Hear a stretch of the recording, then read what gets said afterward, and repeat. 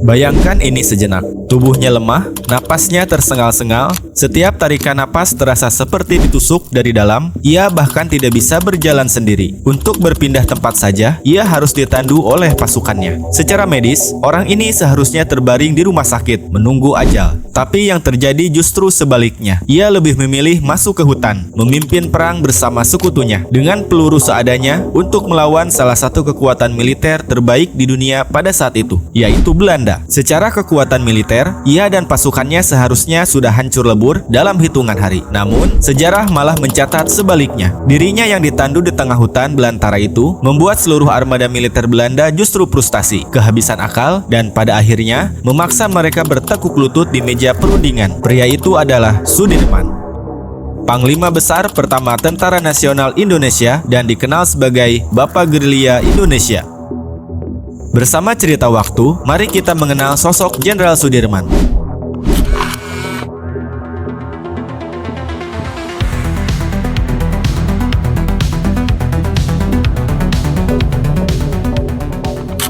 Kisah pahlawan terbesar kita tidak dimulai dari akademi militer bergengsi di Eropa. Ia tidak pernah duduk di bangku sekolah perwira KNIL di Breda seperti Jenderal A.H. Nasution atau Urip Somoharjo. Sudirman hanyalah seorang guru di Sekolah Dasar Muhammadiyah di Cilacap. Sudirman muda tumbuh dalam kesederhanaan di Jawa Tengah. Ia sangat dihormati oleh masyarakat dan dikenal sebagai sosok yang tenang, religius, dan penuh disiplin. Sebelum perang kemerdekaan, ia menghabiskan waktunya sebagai guru sekolah dasar, mengajar anak-anak, membentuk karakter, dan menanamkan nilai. Jalan hidupnya berubah ketika Kekaisaran Jepang menduduki Nusantara. Ketika Jepang masuk ke Indonesia pada awal 1940-an, situasi berubah drastis. Pada saat itu, Jepang membentuk berbagai organisasi militer lokal untuk membantu kepentingan mereka. Salah satunya adalah PETA atau Pembela Tanah Air. PETA adalah organisasi militer sukarela yang dibentuk untuk membantu Jepang dalam Perang Asia Timur Raya dan mencegah Belanda kembali menjajah. Merasa terpanggil untuk melindungi bangsanya, Sudirman muda akhirnya memutuskan untuk mendaftarkan diri masuk ke dalam barisan pembela tanah air. Dari sinilah Sudirman mulai mengenal dunia militer. Sejak kecil, Sudirman menunjukkan kemampuannya dalam memimpin dan berorganisasi. Dan saat berada di PETA, insting kepemimpinannya mulai menyala. Sudirman tidak hanya patuh, tetapi juga mampu memimpin. Ia dengan cepat memahami strategi militer, sangat disiplin, dan yang paling penting, mendapat kepercayaan pasukannya. Ketika Jepang kalah dalam Perang Dunia II dan Indonesia memproklamasikan kemerdekaannya pada 1945, situasi kembali berubah. Kekosongan kekuasaan menciptakan peluang sekaligus ancaman pada Indonesia yang masih baru. Belanda pun akhirnya datang dan perang pun dimulai kembali dalam agresi militer Belanda 1 dan 2. Di tengah kekacauan itu, sebuah keputusan penting oleh pemerintah saat itu harus segera diambil. Pada saat itu, tentara Indonesia yang masih muda membutuhkan seorang pemimpin, bukan hanya kuat secara militer, tetapi juga dihormati. Nama Sudirman akhirnya dipanggil, bukan karena pangkat atau karena koneksinya, namun ia dipilih karena integritasnya. Ketika Indonesia memproklamasikan kemerdekaan pada tahun 1945, Sudirman saat itu baru berusia akhir 20-an. Di usia yang masih muda, ia melangkah ke panggung sejarah dengan beban sebuah bangsa di pundaknya.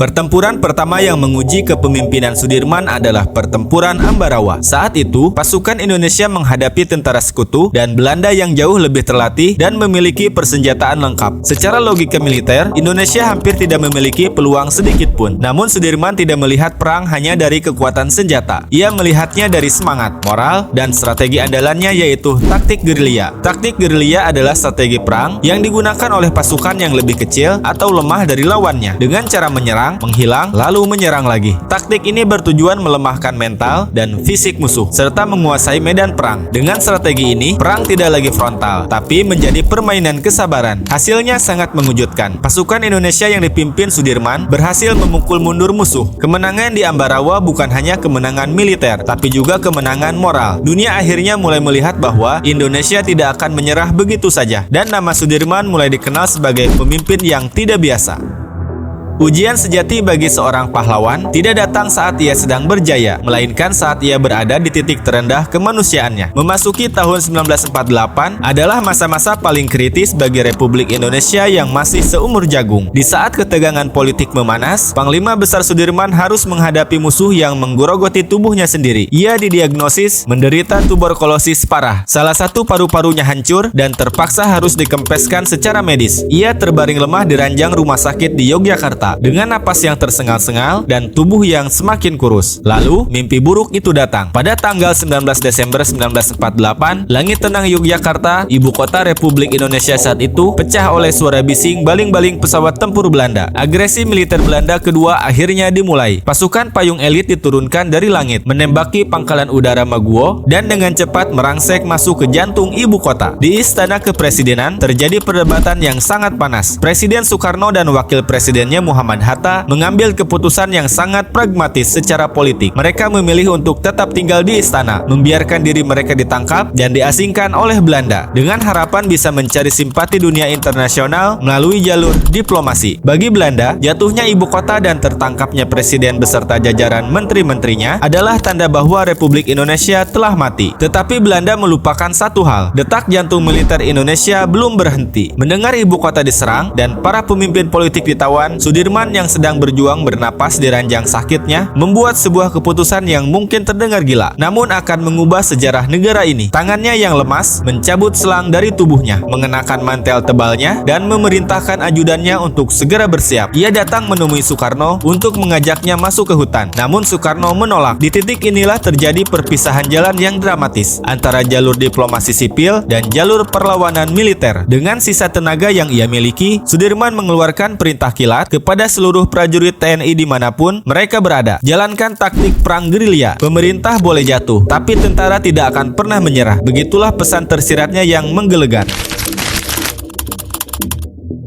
Selama 7 bulan penuh, Jenderal Sudirman memimpin perang gerilya melintasi rute sejauh lebih dari 1000 km, melintasi hutan lebat, mendaki gunung, menuruni jurang, dan menyeberangi sungai-sungai yang meluap di tengah musim penghujanan. Dan semua ini ia lakukan di atas sebuah kursi kayu yang diikatkan pada bilah bambu, ditandu bergantian oleh prajurit-prajurit setianya yang bertelanjang kaki. Setiap napas yang ditarik oleh Sudirman di udara gunung yang dingin adalah siksaan baginya. Ia seringkali batuk mengeluarkan darah. Persediaan obat-obatannya pun hampir tidak ada dan makanan sangat terbatas. Sementara di belakangnya, pasukan komando elit Belanda terus memburu seperti anjing pelacak, menyisir setiap desa, menjatuhkan bom dari udara, dan menyebar mata-mata. Di sepanjang rute gerilya, rakyat desa yang miskin secara sukarela menyembunyikan rombongan sang jenderal. Mereka membagikan sedikit kertas yang mereka miliki, memberikan informasi intelijen palsu kepada tentara Belanda yang mengejar, dan bertaruh nyawa demi pria yang ada di atas tanduk tersebut. Kesetiaan para prajurit yang memandu Sudirman pun melampaui batas nalar. Bagi mereka, pria kurus yang batuk-batuk di atas tanduk itu adalah simbol Republik. Selama Sudirman masih hidup dan bergerak di dalam hutan, maka Republik Indonesia belum mati. Dari atas tandunya, Sudirman menerapkan strategi Wehrkreise atau sistem kantong pertahanan. Ia menghapus garis depan pertempuran yang statis dan mengubah setiap jengkal desa, hutan, dan gunung menjadi medan perang yang mematikan bagi musuh. Melalui instruksi-instruksi tertulis di secari kertas lecek yang dibawa oleh para kurir, Sudirman memerintahkan pasukannya untuk melakukan taktik hit and run atau pukul dan lari. Mereka menyergap konvoi logistik Belanda di malam hari, meledakkan jembatan, menyerang pos-pos penjagaan secara tiba-tiba, dan seketika menghilang membaur dengan penduduk desa sebelum bantuan udara musuh tiba. Taktik gerilya hantu ini membuat armada tempur Belanda yang terbiasa dengan perang konvensional menjadi kelelahan secara fisik, stres, dan paranoid. Belanda mungkin mengklaim telah menguasai kota-kota besar di siang hari. Namun Sudirman memastikan bahwa di malam hari seluruh wilayah itu kembali menjadi milik Republik Indonesia. Puncaknya adalah ketika ia merestui rancangan serangan umum 1 Maret 1949 di Yogyakarta. Sebuah serangan balasan terkoordinasi yang sukses mematahkan propaganda Belanda di mata dunia internasional, membuktikan secara mutlak bahwa TNI belum hancur dan sang Panglima Besar masih memegang kendali penuh atas pasukannya.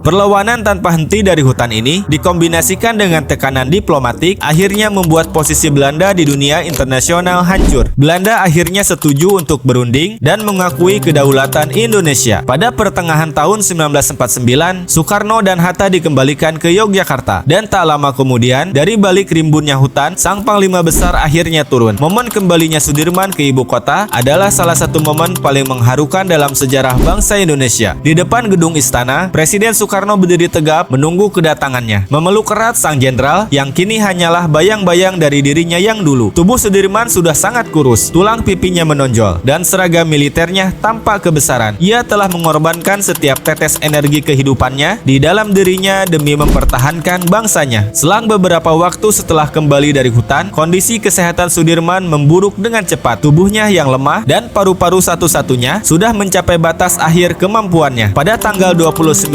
Januari 1950, hanya 1 bulan setelah Belanda secara resmi mengakui kedaulatan Republik Indonesia, sang panglima besar menghembuskan napas terakhirnya di Magelang pada usia yang sangat muda, yaitu 34 tahun. Ia hidup tepat hanya untuk memastikan Republik ini benar-benar merdeka. Lalu ia pergi.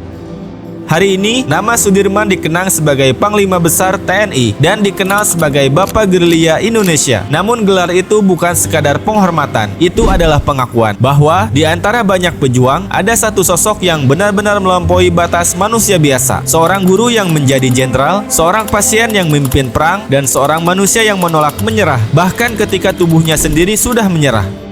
Terima kasih sudah menonton video ini. Dukung kami dengan menekan tombol like, share, dan subscribe. Sampai jumpa di video lainnya.